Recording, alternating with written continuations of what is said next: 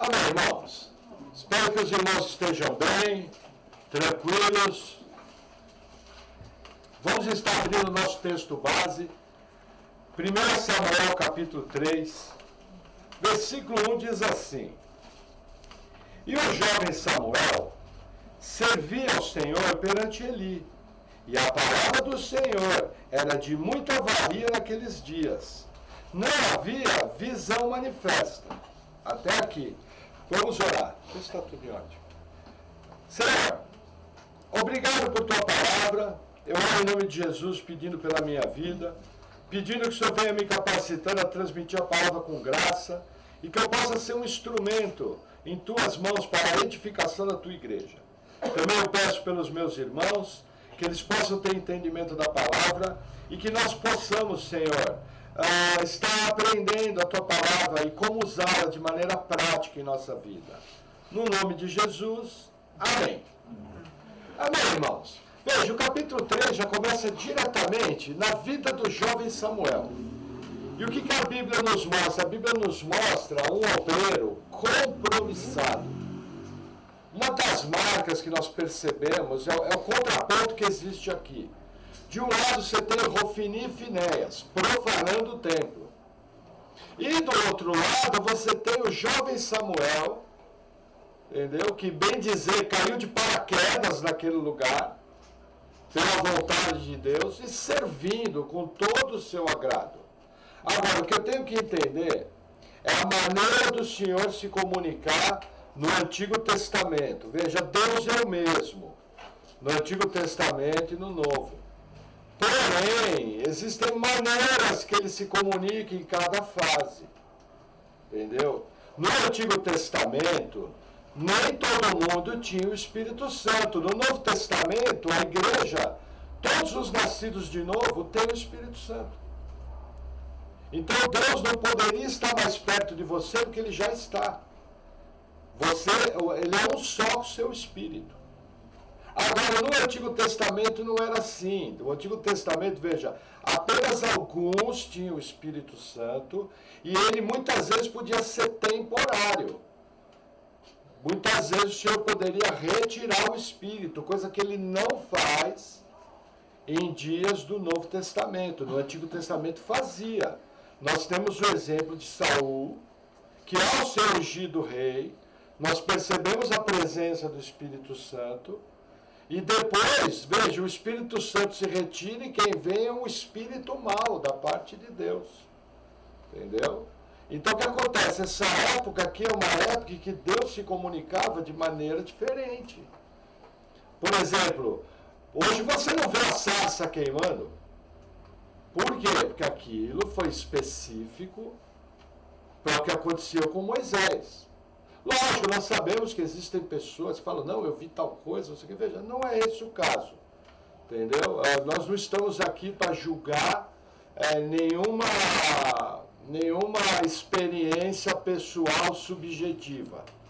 Nós estamos aqui para aprender o que a Bíblia nos diz, entendeu? Então, assim, cremos num Deus do sobrenatural? Sim, mas com cautela, para não nos vermos andando atrás de doutrinas erradas.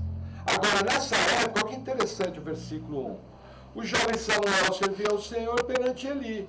E a palavra do Senhor era de muita valia naqueles dias. Não havia visão manifesta. O que acontece? Por que a palavra do Senhor é de muita valia? Porque ela tinha rareado. Deus estava meio com a boca fechada com o seu povo. E não havia visão manifesta. Entendeu? Então o povo estava andando meio às cegas. Por quê? Porque nós estamos vivendo aqui uma época de trevas sobre o povo de Deus. Dentro do tabernáculo, Hofni e Finéias estavam fazendo abominações. O que Deus faz? Deus retira a sua mão, retira a sua palavra. E para, inclusive, por muito tempo, de se comunicar com o povo. Existem fases da Bíblia que Deus só fala com o povo de maneira extraordinária para decretar juízo.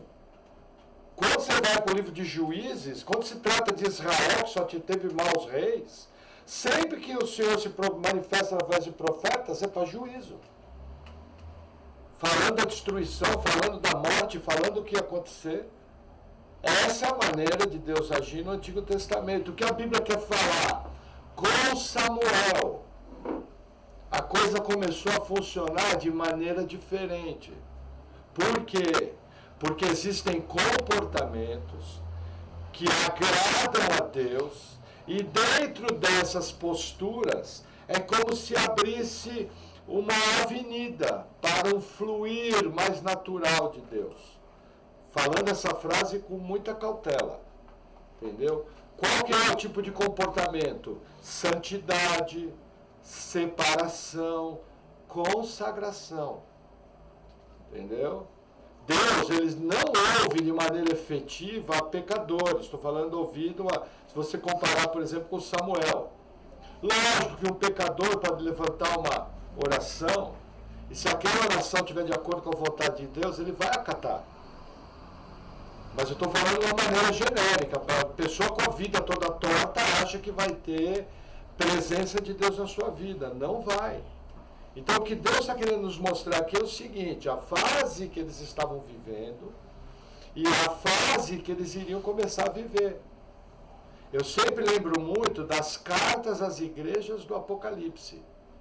Jesus, ele fala: olha, se não te arrependeres, eu retirarei o seu castiçal. O castiçal aponta para o ministério do Espírito Santo. Entendeu? Já pensou uma igreja sem o ministério do Espírito Santo? Pode fechar a porta. Mas antes de fechar, é melhor todo mundo colocar a cara no pó, pedir perdão coletivamente, se consagrar, buscar santidade, porque da mesma maneira que Deus silencia, Deus é benevolente para um povo que se arrepende. Amém? E a narrativa continua. Versículo 2. E sucedeu naquele dia que, estando Eli deitado no seu lugar, e os seus olhos começavam a escurecer, pois não podia ver, e estando também Samuel já deitado, antes que a lâmpada de Deus se apagasse no templo do Senhor, onde estava a arca de Deus, o Senhor chamou a Samuel e disse ele: eis-me aqui. E correu a Eli e disse: eis-me aqui, porque tu me chamaste? Mas ele disse: não te chamei eu, torna a deitar-te. E foi e se deitou. Qual é o quadro aqui? Havia as lâmpadas do tabernáculo. E elas queimavam até um determinado ponto, o azeite acabava e se apagava. Então aqui está dando mais ou menos o horário. Isso aqui deve ser em torno das 21 horas, 9 da noite, aproximadamente aqui. Todo mundo já tinha ido dormir, é uma sociedade agrícola. É uma sociedade sem luz elétrica, na qual se acorda muito cedo. Não é essa loucura dos dias de hoje que acaba com a saúde da pessoa, de você ficar acordado até 1, 2, 3 da manhã, mexendo numa mídia social. Isso acaba com a saúde da pessoa. Aqui o pessoal acordava cedo e dormia cedo. Então, o que o autor está mostrando? Olha, todo mundo foi se recolher, estava tudo tranquilo. Samuel deitou, Deus chamou. Samuel falou: eis-me aqui, levantou da cama e correu para Eli. Falou: eis-me aqui, tu me chamaste? Ele falou: não chamei, volta para a cama e dorme. Aí Samuel achou que entendeu errado, voltou para a cama. E aí o texto continua, versículo 6. E o Senhor tornou a chamar outra vez a Samuel. E Samuel se levantou e foi a Eli e disse: eis-me aqui, por que tu me chamaste? Mas ele disse: não te chamei eu, filho meu, torna a deitar-se. Porém, Samuel ainda não conhecia o Senhor, e ainda não lhe tinha sido manifestada a palavra do Senhor. O que acontece? A gente percebe aqui o carinho de Eli. Ele estava indo pegar no sono, de repente vem Samuel, acorda ele 2 vezes. Na segunda, ele podia brigar com Samuel. O que ele faz? Não, filho meu, não chamei. Mostrando o quê? Veja, Samuel é extremamente pronto. Você vê que ele levantou da sua cama para ir atender o velho sacerdote. Samuel sabia muito o seu papel de servir no tabernáculo. Nós temos que saber muito o nosso papel de servirmos os irmãos na igreja. Hoje em dia é uma igreja humanista, moderna, com mentalidade grega, que quer ser servida. Eu vou para a igreja porque eu quero ser servido. Eu tenho problemas a serem resolvidos, eu tenho situações a serem resolvidas, e a igreja para mim é um supermercado, na qual eu sou servido por Deus e pelos irmãos. Talvez você nunca parou para pensar nisso, mas isso não é cristianismo. O cristianismo bíblico, você serve os irmãos. Quando você responde uma oração no grupo de oração da igreja, você está servindo o seu irmão em oração. Entendeu? Essa é uma responsabilidade sua. Entendeu? Quando você faz alguma coisa, quando você presta algum serviço, você está servindo aos irmãos e, em decorrência disso, está servindo ao Senhor. Esse mesmo coração de Samuel, nós, como cristãos, temos que ter esse coração de servir. Não naquilo que eu gosto, mas naquilo que é necessário. Uma carona é um serviço, várias formas. A multiforme graça de Deus se manifesta de várias formas. E o texto continua, versículo 8. O Senhor, pois, tornou a chamar a Samuel terceira vez. E ele se levantou e foi a Eli e disse: Eis-me aqui, por que tu me chamaste? Então entendeu Eli que o Senhor chamava o jovem. Por isso Eli disse a Samuel: Vai deitar-te, e há de ser que, se te chamar, dirás: Fala, Senhor, porque o teu servo ouve. Então Samuel foi e se deitou no seu lugar. Olha que interessante. Samuel vai mostrar aqui uma outra característica: obediência aos anciãos. Veja, eu entendo que existe muito idoso que é tolo e é desprovido da graça de Deus. Mas esses são exceções. A cultura bíblica nos mostra que os mais velhos ensinam os mais novos.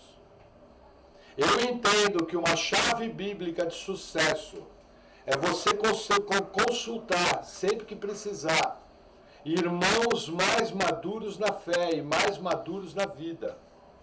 Isso vai te ajudar muito a não errar, isso vai te ajudar muito a ouvir uma direção do Senhor.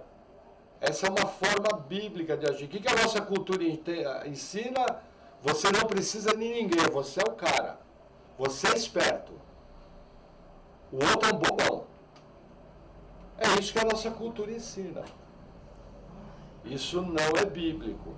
O mundo fala de independência. A Bíblia fala de interdependência. Agora, preste bem atenção no que eu falei. Um irmão maduro na fé, de preferência até o seu pastor. Seu pastor tem que ser equipado a te passar toda a orientação bíblica do que a Bíblia fala em qualquer problema. O pastor não pode mandar na sua vida, mas ele pode mostrar o que a Bíblia fala sobre o assunto. Entendeu? E olha, ajuda. Conselho mais maduro ajuda. A gente percebe Samuel obedecendo a Eli em tudo. E ninguém convivia mais perto de Eli do que Samuel. Samuel estava vendo tudo que estava acontecendo dentro do tabernáculo. Mesmo assim, ele humildemente, ele atendia aquele velho Senhor. Amém? E aí o texto continua, versículo 10. Então veio o Senhor e pôs-se ali, e chamou como das outras vezes: Samuel, Samuel. E disse Samuel: Fala, porque o teu servo ouve. E disse o Senhor a Samuel: Eis que vou fazer uma coisa em Israel, a qual todo o que ouvir lhe tinirão ambos os ouvidos. Naquele mesmo dia suscitarei contra Eli tudo quanto tenho falado contra a sua casa. Começarei e acabarei, porque eu já lhe fiz saber que julgarei a sua casa para sempre, pela iniquidade que ele bem conhecia, porque fazendo seus filhos execráveis, não os repreendeu.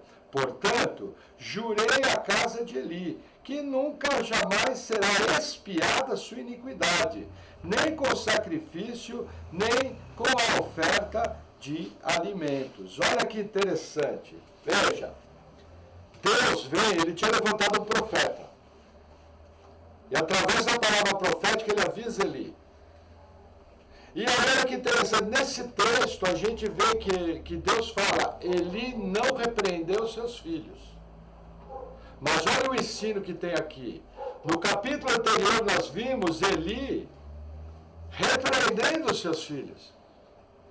O que ele fala? Não é certo o que vocês estão fazendo errado, tal. Aí você fala, peraí, pastor, que capítulo que está certo? O capítulo 2 ou o capítulo 3?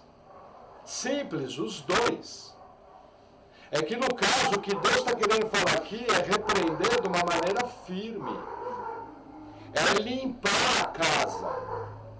É fazer algo no sentido que Jesus fez quando pegou o chicote e por 2 vezes purificou o templo.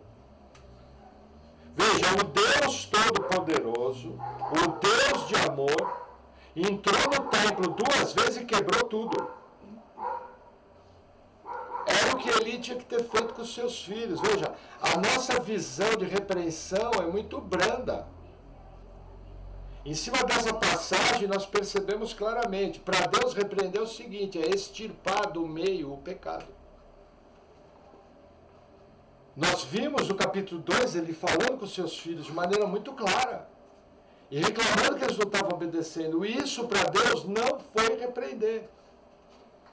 Para Deus repreender era limpar o tabernáculo. Entendeu? O que acontece? Nós temos no Antigo Testamento já algum indício de referência do tabernáculo sendo limpo. Por exemplo, os filhos de Arão que ofereceram fogo estranho, já vou lembrar o nome deles, que ofereceram fogo estranho. Eles foram queimados vivos dentro do tabernáculo. Morreram na hora. Entendeu? Não se sabe exatamente o que foi. Mas eles fizeram algo errado. Deus limpou. Isso é um indício. Quando a gente vê a revolta de Coré, quando a gente vê as outras revoltas, a gente vê Deus limpando a congregação. Agora, a teologia de limpar a congregação fica completa, começa a ficar clara em Mateus 18.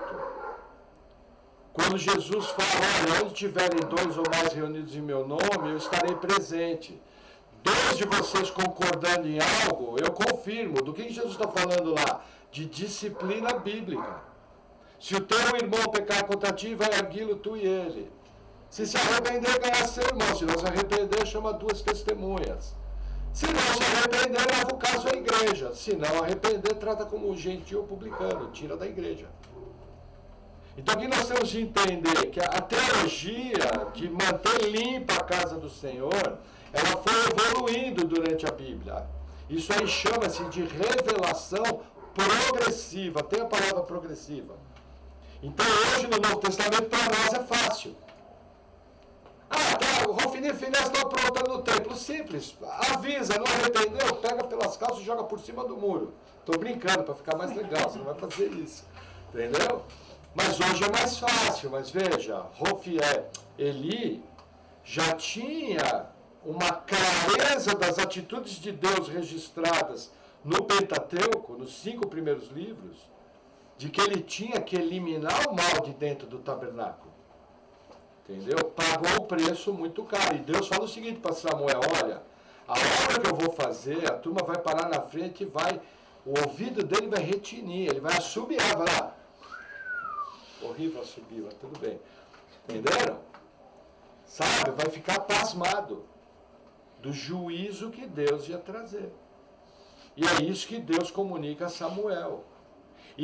Por que Deus faz isso a Samuel? Deus está trabalhando para confirmar o ministério de Samuel diante do povo israelita. Lembra, um dos testes do profeta é o que o profeta falar se cumpre. Se o profeta falou e não se cumpriu, não foi da parte de Deus. Então Deus aqui está confirmando a profecia por uma segunda palavra, é um segundo testemunho, e isso vai confirmar o ministério de Samuel, como homem de Deus, que é coisa que nós vamos ver mais à frente. Amém? Versículo 15. E Samuel ficou deitado até pela manhã, e então abriu as portas da casa do Senhor. Porém, temia Samuel relatar a visão a Eli. O que acontece? Veja, o menino acordou, a visão foi dura. Já pensou, você tem que dar uma notícia horrível para a pessoa? O que Samuel fez? Foi lá fazer seus afazeres matinais, toda uma rotina, só que meio fugindo de Eli. Só que Eli, assim que acorda, o que faz? Versículo 16. Então chamou Eli a Samuel e disse: Samuel, meu filho. E disse ele: eis-me aqui. E ele disse: qual é a palavra que te falou? Peço-te que não me encubras, assim Deus te faça. E outro tanto, se me encobrires alguma palavra de todas as que ele falou. Então Samuel lhe contou todas aquelas palavras, e nada lhe encobriu. E disse ele: ele é o Senhor, faça o que bem parecer aos seus olhos. Vamos fazer uma pausa aqui. Ele procura Samuel e fala: olha, você vai me falar tudo que Deus te falou. E se você mentir para mim, vai acontecer o dobro para você. É o que ele fala aqui.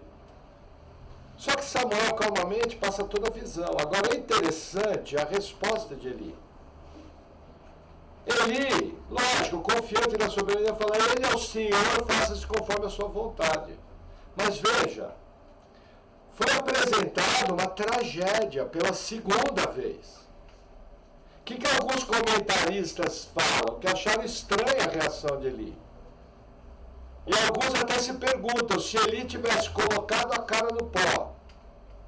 Entendeu? Entrado no jejum violento. Qual seria talvez a reação de Deus?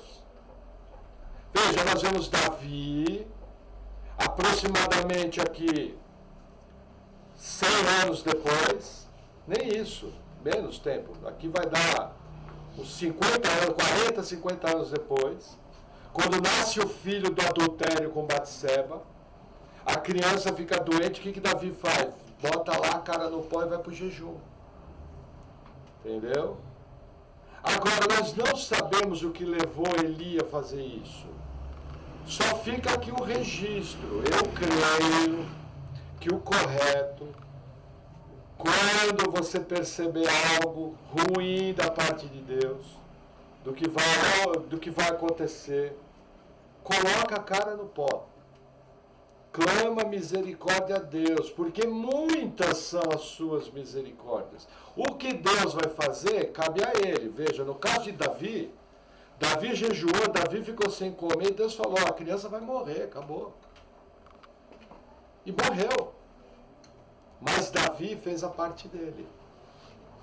Numa outra passagem, era para Davi escolher 3 juízos. Cair nas mãos dos inimigos, aí não sei o que, ou cair na mão do Senhor. Ele falou: não, que caia na mão do Senhor, porque ele é rico em misericórdia. Entendeu? Então, gente, o ministério de oração é algo maravilhoso. Percebeu que algo não está indo bem? Ore. Ore de maneira sincera, com o coração aberto, com o coração quebrantado. Falando das suas falhas, falando do seu pecado. Porque Deus é um Deus bom, Deus é um Deus perdoador, mas não adianta esconder nada de Deus. É melhor abrir o jogo logo. Pelo menos você chega diante dele baseado na obra de Jesus. Você não chega baseado que você é muito bom. Na verdade, nós deveríamos dirigir nossas orações a Deus assim: Senhor, olha, perdão porque eu sou pecador. Perdão porque vira e mexe eu faço besteira. Perdão porque todas as vezes que a sua graça se afasta de mim, eu erro. Na verdade, nossas orações deveriam começar assim. E por que isso? Porque Deus é bondoso, Deus é longânimo em irar-se. Agora, no caso aqui, Eli se conformou com aquilo, recebeu aquilo. Se faça conforme a vontade do Senhor. Amém? Provavelmente, quando nós estivermos lá na eternidade, a gente vai poder perguntar para o irmão Eli: e aí, irmão Eli, como é que foi? Ah, eu não sei vocês, eu tenho alguns heróis. O primeiro que eu vou procurar provavelmente é o rei Manassés. Vai ser um dos primeiros, entendeu? Então, cada um vai pensando com quem que você vai falar na eternidade, entendeu? Eu, primeiro, provavelmente vai ser Manassés. Mas vamos seguir. Versículo 19. E crescia Samuel, e o Senhor era com ele, e nenhuma de todas as suas palavras deixou cair em terra. E todo Israel, desde Dan até Berseba, conheceu que Samuel estava confirmado por profeta do Senhor. E continuou o Senhor a aparecer em Siló, porquanto o Senhor se manifestava a Samuel em Siló, pela palavra do Senhor. Olha que interessante, característica do profeta verdadeiro. Quando eu falo profeta verdadeiro, eu estou falando profetas do Antigo Testamento. Entendeu? Que o exemplo nós vamos usar no Novo. Mas o que acontece? No Antigo Testamento, o verdadeiro profeta não falhava uma palavra. Tudo que ele falava, Deus confirmava. Por quê? Porque Deus revelava a sua vontade ao profeta. Como é que é esse mecanismo? Entenda. Deus soberano. Deus decreta a sua vontade. Ao decretar a sua vontade, ele anuncia a sua vontade pela profecia. Grande parte do registro profético está aqui. Esse é o registro profético ordinário. Tem o extraordinário? Tem, nós acabamos de ver. Veja, não precisava saber o que ia acontecer. Deuteronômio 28 já ia mostrar que o fim da família de Eli seria terrível. Mas para confirmar o ministério de Samuel, Deus comunica de maneira extraordinária. Está entendendo o raciocínio? Deuteronômio 28 fala de bênçãos e maldições. Isso é o Antigo Testamento. Hoje, Deuteronômio 28 não vale mais. Nós estamos na nova aliança. Entendeu? Só vale o princípio envolvido. Deuteronômio 28 é lei de Moisés. Tem que circuncidar, não pode comer carne de porco, não pode comer camarão, não pode comer coelho, tem que guardar sábado. Entendeu? Coisas que a gente já aboliu no Novo Testamento. Então de lá eu tiro o princípio de obediência. E é aquilo que Deus pensa como correto. Mas o que acontece? Deuteronômio 28 já mostrava que a família de Eli ia ser destruída. Estava escrito lá. Tecnicamente não precisava anunciar nada, mas Deus, na sua soberania, queria levantar Samuel como profeta. Então ele comunica a sua vontade a Samuel. E ele faz mais do que isso. Nenhuma palavra de Samuel caiu por terra. Por quê? Porque Deus comunicava certinho para Samuel o que Deus ia fazer. Cuidado para não inverter, tá? Tem gente na sua cabeça que inverte. Olha o ensino que eu estou dando. Deus decretou, Deus revela para o profeta anuncia e Deus trabalha na história para que aquilo aconteça. Hoje em dia, mais ou menos é assim. Parece que eles querem pegar as profetices e as profetadas e colocar aqui em cima, no mesmo nível de Deus. E achar que Deus tem compromisso com qualquer palavra falada de qualquer maneira. Deus não tem compromisso com isso. Existe muito lugar que, na verdade, é quase macumbaria evangélica. Macumbaria é babalaô. Entendeu? É feitiçaria evangélica. Alguns lugares. Então a ordem é essa: Deus decreta, Deus comunica, o profeta anuncia, a providência de Deus cumpre. E quando cai o profeta verdadeiro, nenhuma palavra cai por terra. E aí Israel, vendo que Deus era com Samuel, reconhece Samuel como profeta. Por todos os anos que ele viveu. Tão importante que Samuel unge 2 reis. Samuel ele unge o rei Saul e unge o rei Davi. Entendeu? Então ele era uma figura preponderante. E por que eu estou falando isso? Veja, quais os ensinos que eu tiro desse capítulo? Lógico, obediência, entendeu? Prontidão, seguir o conselho dos mais velhos, nós vamos tudo isso junto. Agora, o que eu percebo aqui?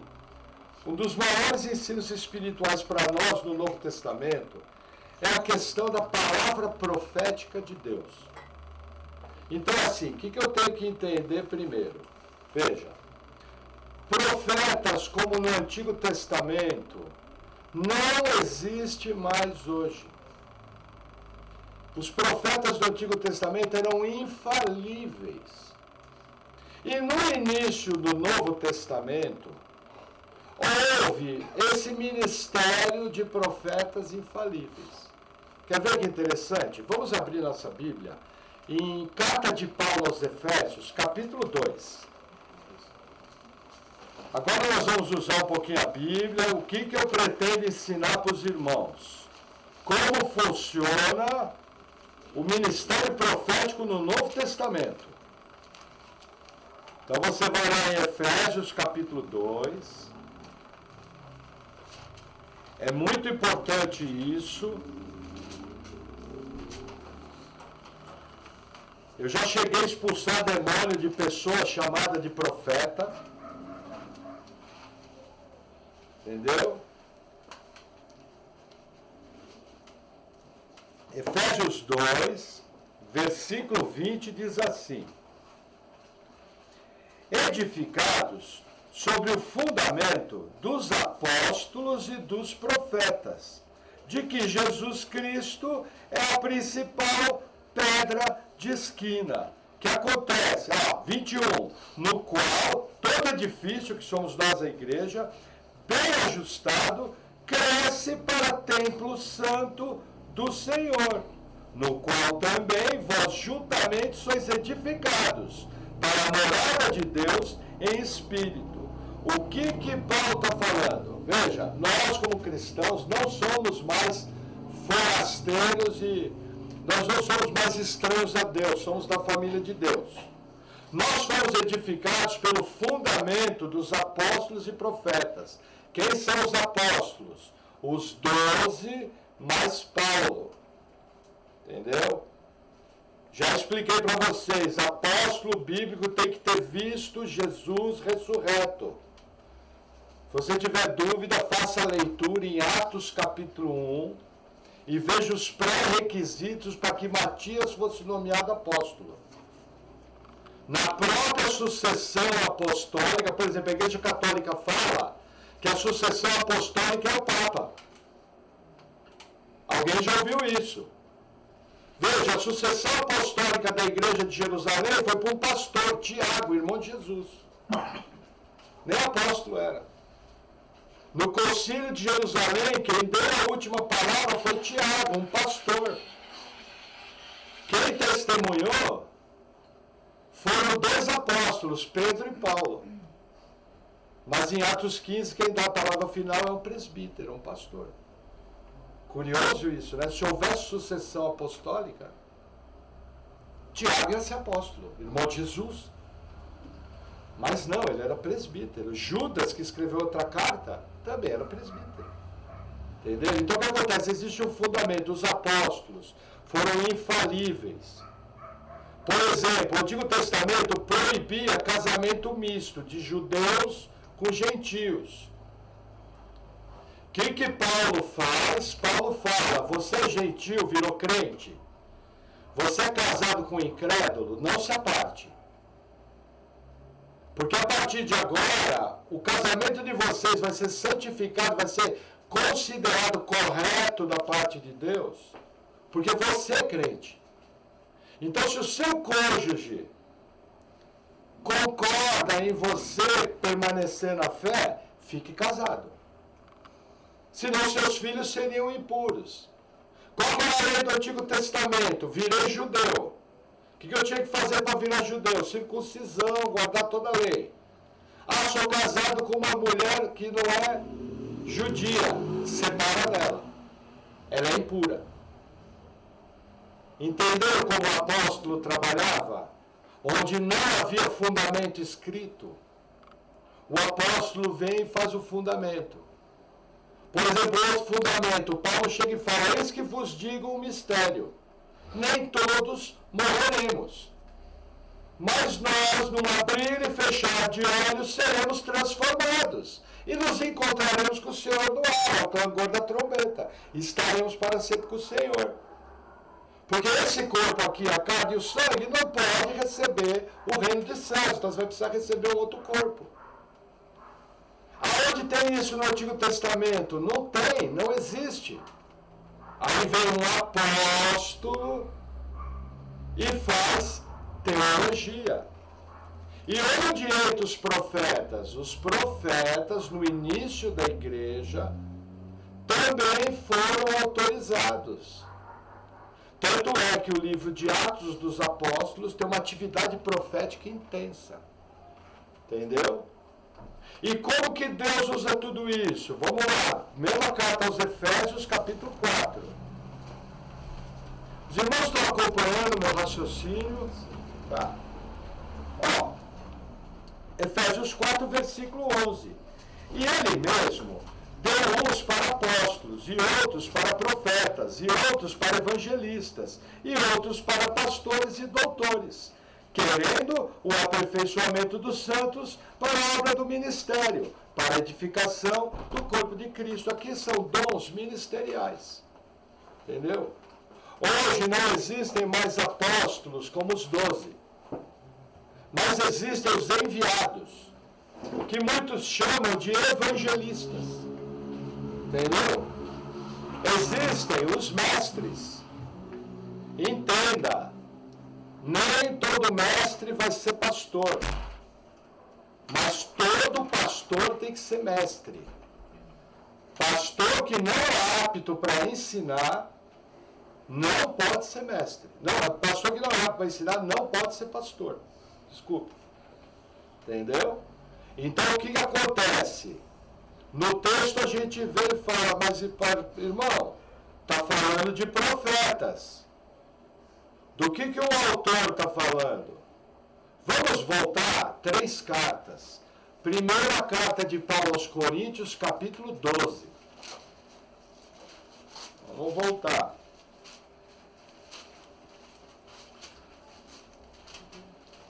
Primeira Coríntios 12.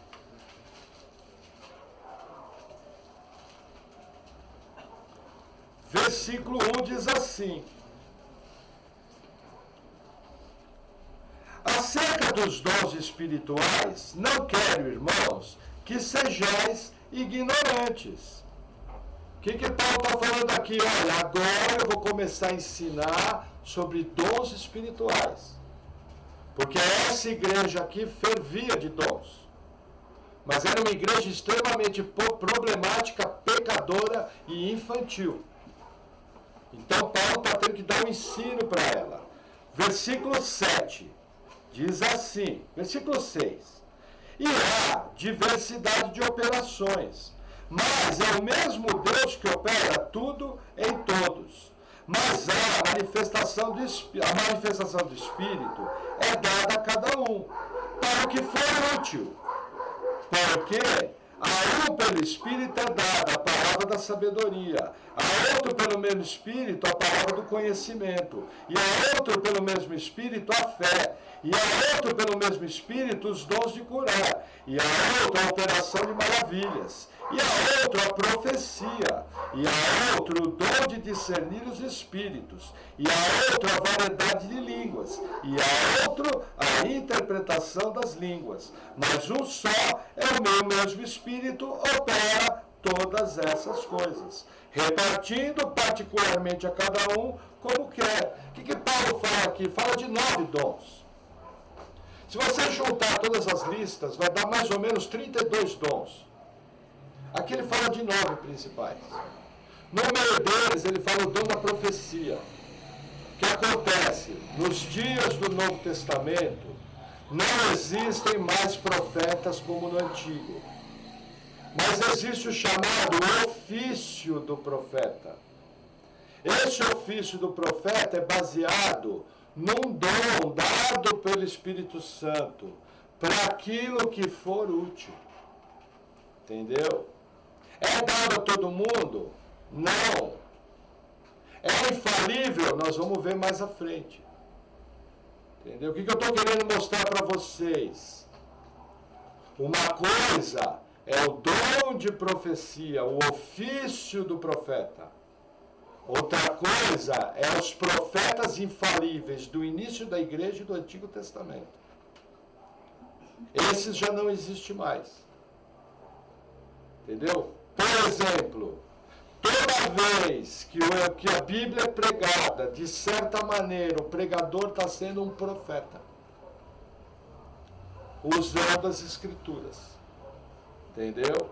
Esse é um dos aspectos do ofício de profeta. Nós vamos ver junto. Entendeu? Que é redarguir, consolar e exortar, segundo a Escritura. Entendeu? Agora, o que acontece hoje nas igrejas, por causa do pentecostalismo, entendeu? Movimento no qual nós sabemos que existem vários irmãos, mas que também cometeu muitos erros e muitos exageros. Então, o que acontece? Hoje em dia é festa da profetada. E por que essa festa da profetada acontece? Porque as igrejas não são bíblicas nos dons. Se elas simplesmente fossem bíblicas, a coisa funcionaria muito melhor. Então, o que eu fiz? Eu separei, coisa básica, alguns pequenos testes de se Deus está falando ou não. Nossa, o irmão sabe como fazer isso? Sei, eu tenho uma Bíblia. Paulo escreveu sobre esse assunto. Então vamos 2 capítulos à frente. 1 Coríntios 14.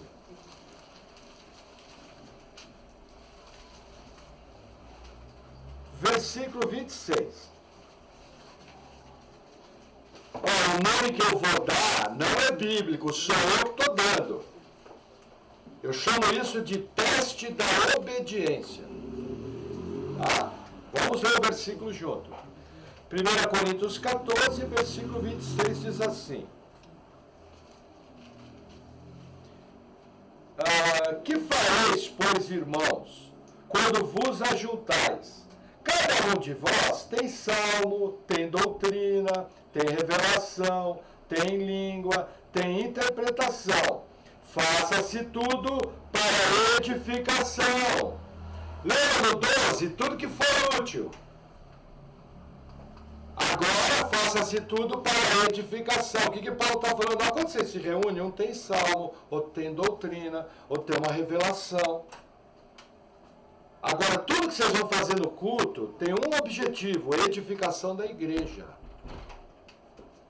Então, a primeira coisa que eu pergunto, quando está acontecendo, entre aspas, algo sobrenatural, qual é o primeiro teste? Está edificando a igreja? Se a resposta for não, pula fora. Pode até parar de falar. Entendeu? Não é. O Espírito Santo jamais vai contrariar a palavra para a qual ele escreveu. Então, chegou lá numa igreja, naquele feiro, você olha, festa do caqui e festa da uva, dentro do culto. Tem caqui, acho que uva tem, né? Entendeu? Tá? Aí você olha e fala, não, isso aí não é de Deus, mas não precisa nem ser espiritual. Você já bate o olho, você já sabe. Entendeu? Mas o texto continua, 27. E se alguém falar em língua desconhecida, faça-se isso por 2. Ou, quando muito, 3, e por sua vez, e haja um intérprete. O que Paulo está falando? Houve uma manifestação em língua. 2 no máximo. Estourando 3. Se tiver intérprete. Falou 4, não é de Deus. Como é que o irmão sabe? Irmão, fazer o seguinte, você não concorda, vai discutir com Paulo. Foi ele que escreveu aqui, eu só estou lendo. E eu creio que Paulo escreveu a verdade, eu sigo isso.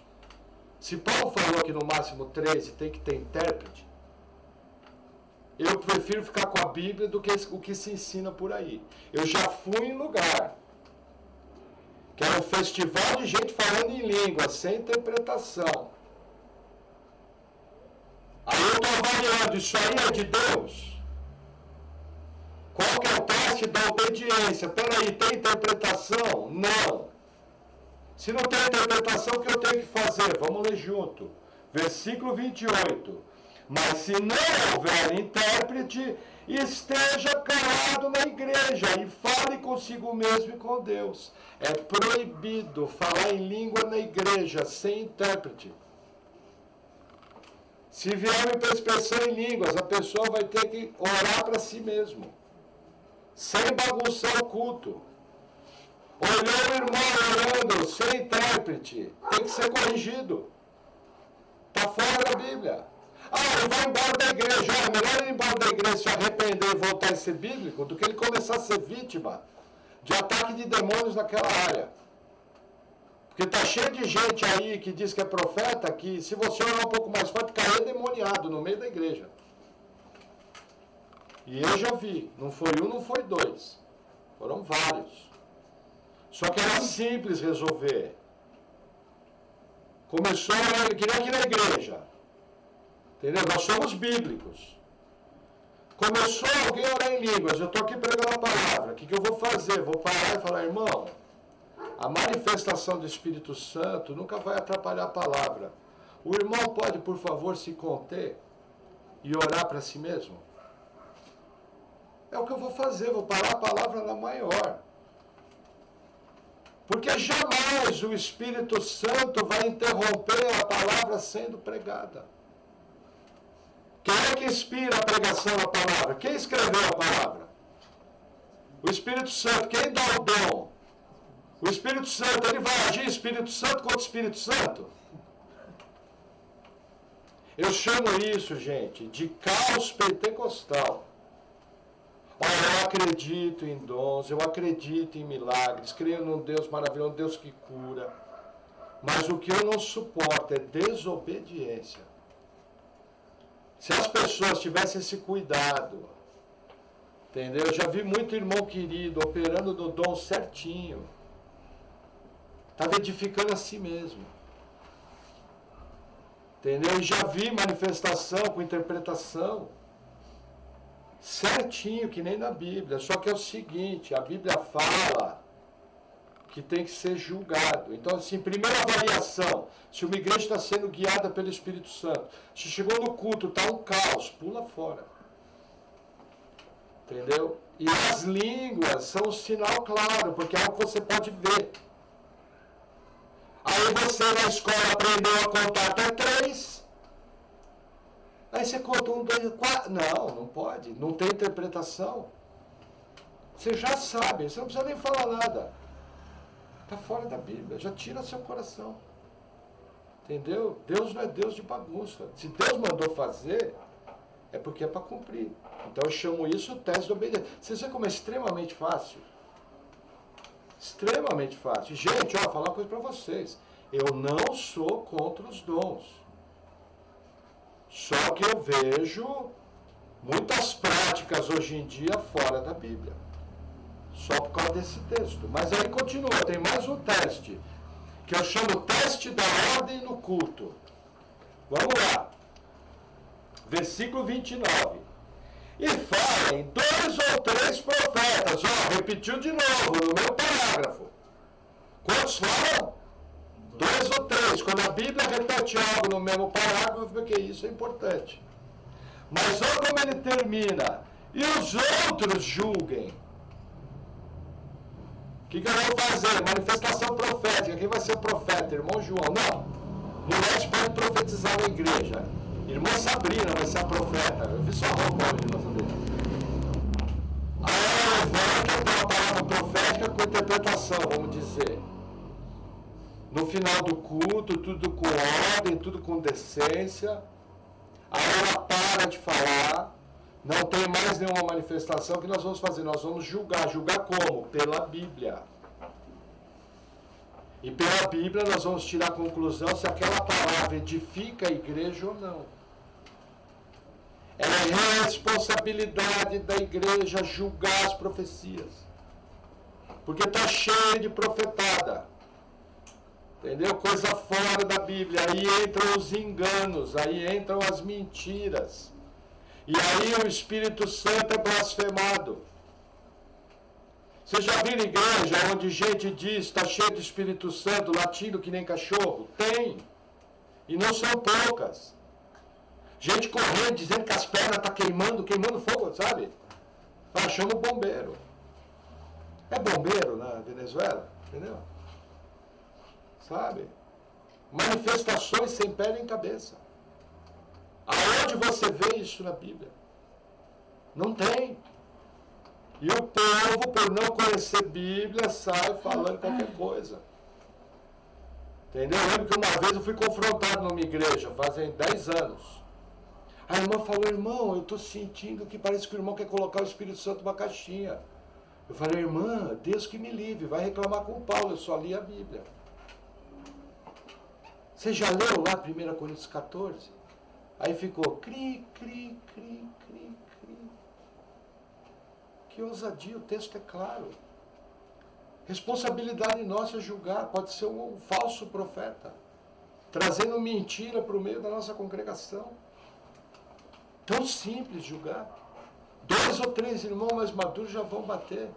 Sabe essas profetadas? Fulano vai casar com ciclano. Já vi isso acontecer. Entre aspas, o profeta falou, irmã, veja o ministério para você na Índia.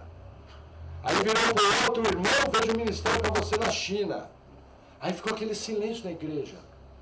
Aí tipo, cutucaram assim, irmão, eles são casados. Aí ele falou, Deus está me revelando que o ministério é na Indochina, que é o Vietnã. Pô, é um falso profeta. Tinha que tomar 2 piau na orelha, tinha que ser colocado para fora da igreja. Lugar de falso profeta é fora da igreja.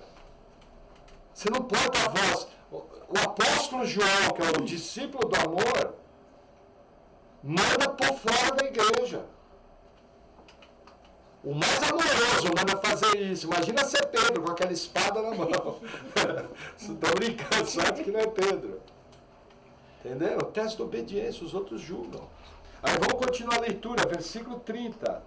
Mas se a outro que tiver assentado for revelado alguma coisa, cala-se o primeiro, porque todos podeis profetizar, um depois dos outros, para que todos aprendam e todos sejam consolados. E olha o 32. E os espíritos dos profetas estão sujeitos aos profetas. Vamos dizer, eu tenho uma palavra profética aqui. De repente, irmão Oscar levanta, tem uma outra lá. Imediatamente, quando ele levantar, eu me calo. Nossa, irmão, por que você se cala? Porque o espírito está sujeito ao espírito do profeta. Eu posso receber uma mensagem no começo da reunião, não preciso entregar na hora. Porque está sujeito. Deus me dá essa liberdade. Eu espero discorrer toda a reunião. Provavelmente procuro minha liderança e falo, pastor, eu creio que eu tenho uma palavra para a igreja. Na hora nós vamos dar, não tem microfone, mas nós vamos dar. O irmão fala. Nossa igreja é bíblica, aceita isso. Só que entenda, você vai falar e vai ser julgado. Você vai falar com responsabilidade. E ninguém vai te envergonhar. Se acontecer da pessoa falar algo errado, nós falamos, irmão, nós cremos que isso aí que o irmão falou foi da parte do irmão. Nós cremos que foi uma impressão, um pensamento do irmão, mas não cremos que isso aí tem base na Escritura. Entendeu? Mas vamos estar orando pelos irmãos. E, ó, irmão, obrigado. Ó, irmãos, assunto resolvido, foi uma impressão do irmão.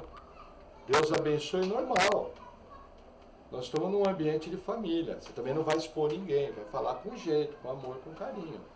Mas é isso que a Bíblia fala, ordem no culto. Já viu aqueles caos na igreja? Com os crentes helicóptero rodando no meio. Você sai de perto que você fala, meu Deus, se eu tomar uma porrada desse cara, ele me bota para dormir. O Jefferson ia gostar do soco dos caras. Lá na Venezuela tem crente helicóptero, crente peão que fica rodando. Tem, né? Isso aí em todo lugar. Vamos lá. Mas mais um teste. 1 Coríntios 14, versículo 34. Olha que interessante. Puxa, aqui é problemático. As vossas mulheres estejam caladas nas igrejas, porque não lhes é permitido falar, mas estejam sujeitas, como também ordena a lei. E se querem aprender alguma coisa, interroguem a casa seus próprios maridos, porque é vergonhoso que as mulheres falem na igreja. Porventura saiu de vós a palavra de Deus? Ou veio ela somente para vós? Deixa eu explicar aqui o que acontece. O próprio Paulo, 1 Coríntios 11, fala que a mulher pode profetizar na igreja, desde que ela esteja debaixo de autoridade. Aquele véu lá é autoridade. Entendeu? Mulher pode fazer isso. O que Paulo está falando aqui é o seguinte: mulher exercer autoridade. Mulher ensinar em culto público para homens. É o que Paulo está falando aqui. Eu vou explicar melhor esses assuntos. Existe uma série de textos que nos mostram que isso não é correto. Mulheres podem ensinar na igreja, sim, dentro do seu ministério correto. Entendeu? Dentro do seu papel correto. O que se faz hoje em dia? Hoje em dia tem mulher que é anjo da igreja. Entendeu? Isso é errado. Você não tem base para uma mulher ser anjo da igreja. Mas esse assunto do ministério feminino eu quero conversar numa outra oportunidade com mais base. Mas tem uma série de textos que nos mostram que não pode ser assim. Entendeu? Agora, o ministério das mulheres é tremendo. A igreja sem a mulher não funciona. Entendeu? Mas eu tenho que guardar as licenças, as permissões bíblicas. Amém? Amém. Vamos lá, dá tempo para mais um texto. Vamos lá. Esse aqui é legal, versículo 39. Portanto, irmãos, procurai com zelo profetizar, e não proibais o falar em línguas, mas faça-se tudo decentemente e com ordem. Quer saber se uma igreja bíblica, quando ela não proíbe o falar em línguas? Entendeu esse doce equilíbrio? Não pode falar em línguas sem interpretação. Ok. Mas também não pode proibir. Você vai chamar o irmão, vai orientar o irmão. Isso aí é entre você e Deus. Em mistério você vai falar com Deus. O que o pessoal quer falar? Quer sair gritando alto, falando maionese em polonês? Sabe? Não deixa, não vou falar nada. Entendeu? Mas você sabe do que eu estou falando. O cara quer falar frango com batata em húngaro, bem alto na igreja, para parecer espiritual. Veja, não tem nada de espiritual. Por isso que eu falo que hoje em dia nós vivemos dias do caos pentecostal. As igrejas estão malucas, tem gente caindo no chão que nem maluco, tem gente latindo que nem cachorro, falando que nem bicho, envergonhando o Espírito da graça. Imagina o Espírito Santo que ressuscitou Jesus, fazendo você latir igual um cachorro, fazendo você se arrastar debaixo da cadeira igual uma cobra. Gente, as pessoas perderam o discernimento. Nós não podemos permitir isso, temos que ser sérios. Agora, fazendo tudo isso com amor. Amém? E aonde fica a questão das profecias? Tem um texto bem interessante que eu gosto. 2 Timóteo 3. Eu não quero prolongar muito. Eu tinha 2 textos em Timóteo sobre o ministério feminino. Gente, falar uma coisa para vocês.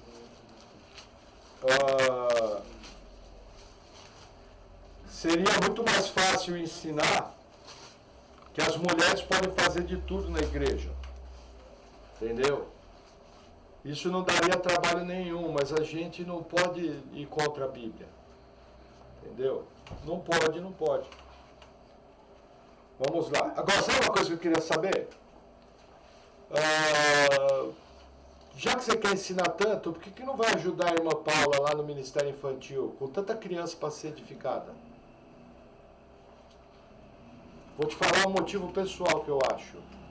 Porque o Ministério Infantil não aparece, o que aparece é isso aqui, ó. Nossa, irmão, o irmão falou bem hoje, hein? Isso aqui aparece. Ministério infantil não aparece. Mas é o principal ministério da igreja. É o ouro da igreja. Fazer isso aqui que eu estou fazendo é fácil. Quero ver fazer o que ela está fazendo lá. Entendeu? Trabalhando contra um mundo que quer acabar com as crianças. Quer tornar uma geração de crianças anticristo. Entendeu? Então, já que quer ensinar tanto, por que não ensina seus filhos em casa? Por que não se torna uma leitora e estudiosa da Bíblia, num ponto tal que vai edificar seus filhos e vai ser usada para a edificação da vida do seu marido? Por que não serve aqui na igreja, no Ministério das Mulheres, ensinando também? Porque isso não aparece. Entendeu? Muito do que a gente vê hoje em dia é fruto de vaidade. Isso aqui, ele enfeitiça as pessoas. Se a pessoa não tiver bom senso, a vaidade cresce demais. Entendeu? E ela se torna prisioneira de um negócio que pode trazer uma vaidade enorme. Tem a palavra vaidade? Entendeu? Mas vamos lá. 2 Timóteo 3, 16. Olha o que Paulo fala para o jovem pastor Timóteo. Toda a Escritura é divinamente inspirada e proveitosa para ensinar, para repreender, para corrigir e para instruir em justiça. 17. Para que o homem de Deus seja perfeito e perfeitamente instruído para toda boa obra. Olha que engraçado, Paulo está falando a mesma coisa que ele falou em 1 Coríntios 14. Edificação, lembra que eu falei que você julga pela palavra? Como eu sei? Porque toda a Escritura é proveitosa. Quais os termos que ele usa? Divinamente inspirada para ensinar, para repreender, para corrigir e para instruir em justiça. Gente, entenda. Deixa eu corrigir algo, talvez na Venezuela vocês também não saibam disso. Profecias nunca são pessoais. A única citação que nós temos de profecia pessoal são as profecias que teve sobre Paulo, o apóstolo, que o profeta Ágabo avisou da sua prisão. Mas ali tinha um alvo ligado a todo um plano de Deus. Profecias são para a igreja. Paulo fala em 1 Coríntios 14 que a profecia é superior à língua. Por quê? Porque ela edifica a igreja. Então, se é para edificar a igreja, ela tem que conter os mesmos princípios que contém a palavra. Eu não posso julgar assim. Chego lá, o irmão Claudemir tem uma palavra profética, aí eu cutuco o irmão José Anjo. Aí, o que você achou? Irmão, não sei. Não é assim. Nós temos que ir para a Bíblia. Peraí, o que a Bíblia fala sobre o assunto que ele falou? Porque qual é a vantagem que nós temos? Não existe mais assunto novo. Quando Paulo levantou para falar de casamento com incrédulo, era um assunto novo. Tão importante que está registrado na Bíblia. Então não tem mais dúvida, ninguém mais precisa falar. Levanta o irmão Oscar e fala, Deus me revelou que quem for casado com o incrédulo tem que se separar. Pela Bíblia a gente fala, irmão Oscar, você não falou isso da parte de Deus, porque o apóstolo Paulo fala exatamente o contrário. Então o que é uma palavra profética? Por exemplo, aquela que nós tivemos aqui em 2014. Está gravada até. Falei, irmãos, olha, depois da Copa do Mundo, eu tenho entendido que vão começar a vir tempos difíceis, que o nosso país vai começar a entrar em crise política, em crise econômica. Então eu quero dar uma orientação para os irmãos, que os irmãos cuidem bem dos seus empregos, cuidem bem das suas contas, cuidem bem da fé. Está vendo? Eu estou exortando, corrigindo, ensinando. Ó, tudo que eu falei é bíblico. Tudo que eu falei tem base lá na Bíblia. Isso foi uma palavra, sem querer trazer coisa para mim. Mas isso foi uma palavra profética. Agora, existe uma coisa que é um milagre da parte de Deus, que pode acontecer se Deus assim o quiser, que é uma revelação. Só que veja, eu tenho que olhar com muito cuidado. Muito cuidado. Deus pode revelar algo sobrenatural. Por exemplo, um pastor reformado, super tradicional, estava numa igreja, e ele chegou, ele acabou a palavra, ele chegou e falou: irmãos, eu preciso falar uma coisa que está no meu coração. Eu estou entendendo da parte de Deus que entrou aqui um homem, e esse homem, mais ou menos foi assim, pode ser que eu estou errando alguma descrição, tá? Faz tempo que eu vi. E esse homem, ele está armado, e ele entrou aqui porque ele ia cometer um crime, tal, falou tudo. De repente, um homem que está sentado na lateral da igreja se prostrou no chão chorando.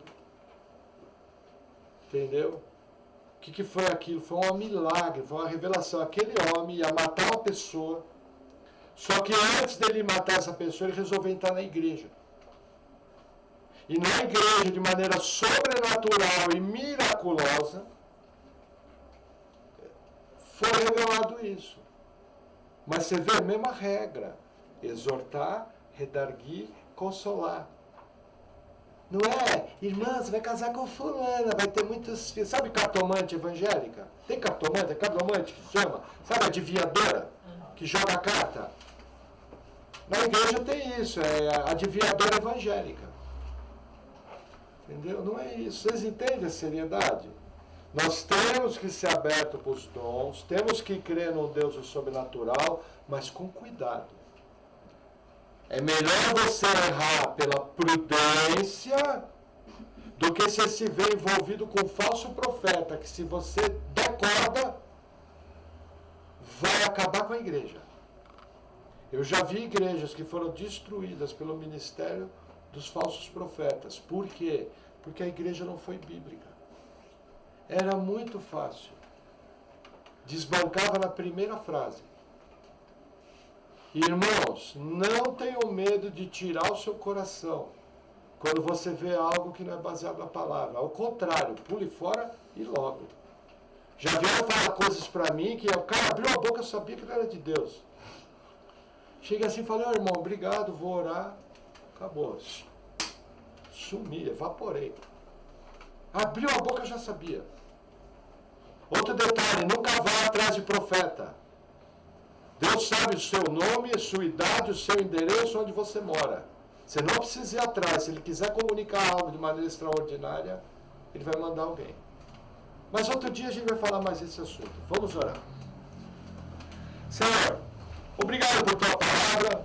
Eu oro em nome de Jesus te agradecendo e pedindo, Senhor, que o Senhor venha nos confirmando todas essas coisas, que nós tenhamos discernimento e sabedoria, que possamos estar julgando todas as coisas conforme a tua palavra. E, Senhor, que o Senhor tenha plena liberdade em nosso meio, de agir conforme a sua vontade e de agir da maneira que o Senhor bem entende, pois tu és Deus, tu determina todas as coisas e nós somos aqueles que te amam e te servem. Senhor, que o Senhor venha nos dando uma semana boa, tranquila, em tua presença, e que nós possamos agora estar juntos, tranquilos. No nome de Jesus, amém. Amém, irmãos? Amém.